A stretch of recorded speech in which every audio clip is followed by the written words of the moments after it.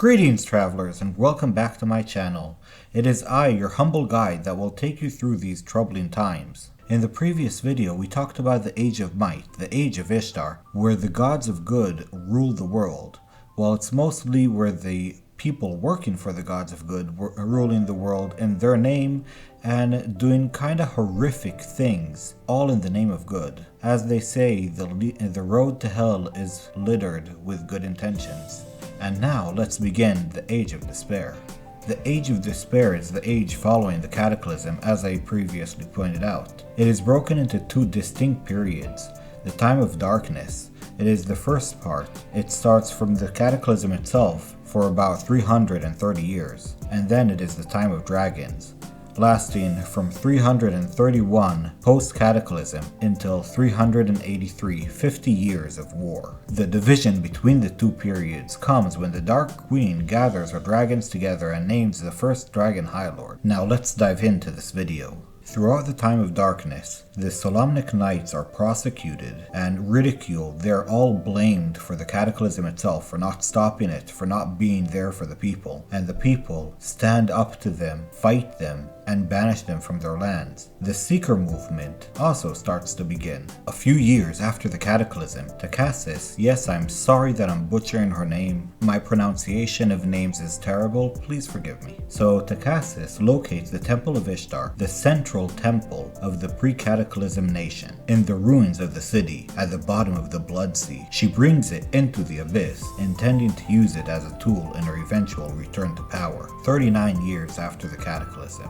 everybody is suffering. Calamity, disease, and famine is rampant throughout the world. Humans and Hilldorfs demand entry into Thorbadin and access to its food stores. Fizduntantilus, a powerful evil wizard, casts spells to destroy both armies and the fortress's Zaman that is now called Skullcap. I will make a proper video about Fizduntantilus, as he is one of the most powerful mages ever to walk Krynn. He was a black robe mage who used the souls of his students as the engine for his power. Now let's continue on with the video. The Hammer of Honor is taken from Thorbadin by a dwarf named Karas, a hero of the Dwarfgate War. A prophecy speaks of a righteous leader who will one day reclaim the hammer and unite the Dwarven nations. The Hammer of Honor become known as the Hammer of Karas. After 140 years of planning, Takisis takes the sacred foundation stone of the Temple of Ishtar to the wilderness near Naraka, where she will use it as a gate to and from the abyss.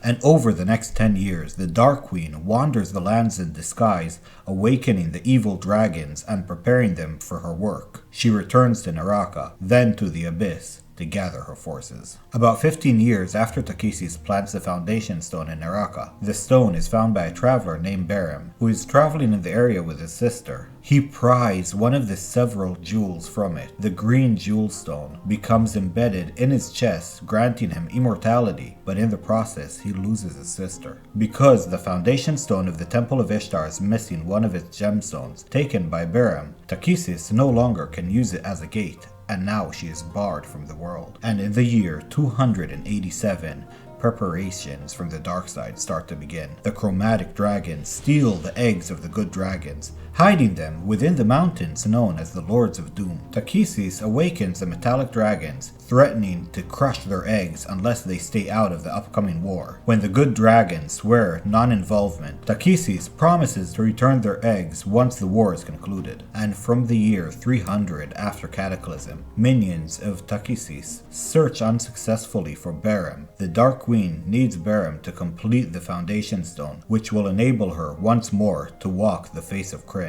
And that was the very short period of the Age of Darkness. Now, we didn't really touch all of the calamities that happened during this time, so I'm going to bring them up now. After the Cataclysm happens, with all of the change to the geographics of Ansalon, the people are in pain. Gods are not answering anyone's prayers. There is famine and disease rampant within the lands. Bands of goblinoids attack everything they can. Cities are abandoned, people are running for the mountains. Everybody is in fear for their own lives. People don't live anymore. People just survive. And they do whatever they can to survive in this world, in the world of darkness. So thank you guys for being here with me. I hope you enjoyed this video, and yes, I know that it was a bit shorter than the rest of the videos in this series, but during this period there weren't a lot major events going on that I could break down and talk about. In the future I will make videos about Fistantantalus and the Dorf Gate War, but as a whole,